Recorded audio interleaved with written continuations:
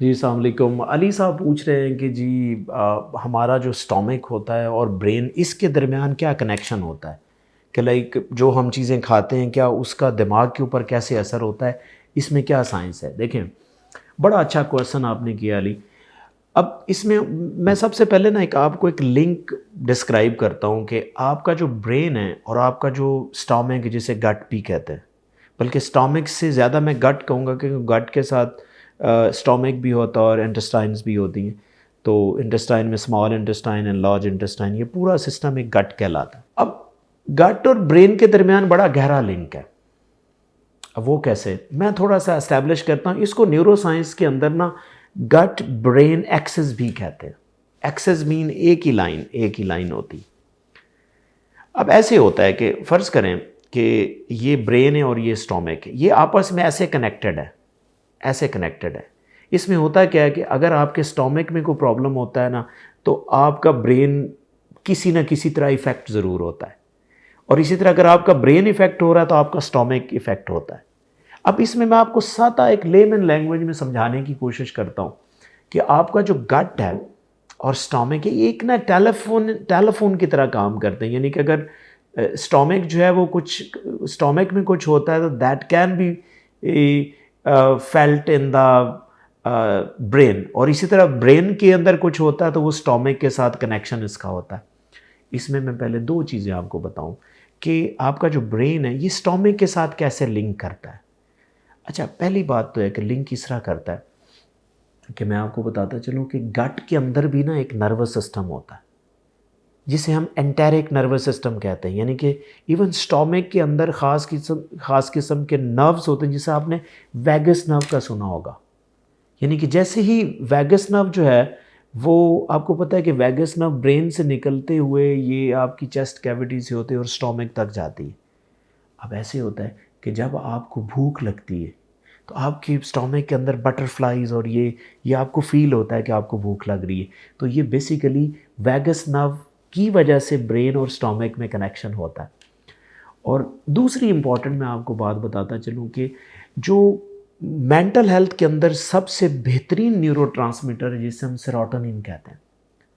अब आपके नॉलेज में मैं इजाफा करता चलूँ कि सेरोटोनिन, आपने अक्सर सुना होगा कि सेरोटोनिन एक ऐसा न्यूरोट्रांसमीटर जो आपके मूड्स को कंट्रोल करता है। यानी कि हैप्पी मूड्स के लिए वो ज़्यादा इंपॉर्टेंट होता है। और आपके नॉलेज के लिए मैं बताता चलूँ कि आपका जो सेरोटोनिन का 90% सेरोटोनिन है वो होता है स्टोमक की लाइन अंदर, उसकी लाइनिंग के अंदर जो सेल्स होते हैं ख़ास किस्म के, वहाँ से सिक्रीट होता है। तो इसका मतलब है कि स्टोमक और ब्रेन का आपस में गहरा लिंक है। इसका मतलब है अगर आपका स्टोमक डिस्टर्ब हुआ तो आपका ब्रेन भी इफ़ेक्ट होता है, किसी न किसी तरह इफ़ेक्ट हो रहा होता है। जैसा मैंने अभी आपको मिसाल दी है कि for example if you are feeling psychologically stress, अगर आपके आपके दिमाग में कोई स्ट्रेस चल रहा है, कोई स्ट्रेसर है, कोई टेंशन है, तो अक्सर आपने देखा होगा कि आपका मैदा ठीक नहीं होता। सम टाइम आप मैदे के लिए कोई, फ़र्ज़ करें आपको कॉन्स्टिपेशन होगी या इवन इवन डायरिया लग गया, या कभी यानी कि मैदे में कभी दर्द हो रहा है, कभी आपको मोशन लगे हुए हैं, कभी कॉन्स्टिपेशन है, इसका मतलब है कि you got the chronic stress. अब उसी उसी माइंड की वजह से, फ़र्ज़ करें आपको जब भी कोई स्ट्रेस रहता है तो आपको एंग्जाइटी, इवन मैदे में प्रॉब्लम, ये शुरू हो जाते हैं। तो ये दिमाग से कनेक्शन गट की तरफ जाता है। अब गट में कोई प्रॉब्लम होता है तो आपका आपका जो ब्रेन है वो कैसे इफ़ेक्ट होता है। फॉर एग्ज़ाम्पल गट में आपको कोई प्रॉब्लम हुआ है, फॉर एग्ज़ाम्पल कॉन्स्टिपेशन होगी।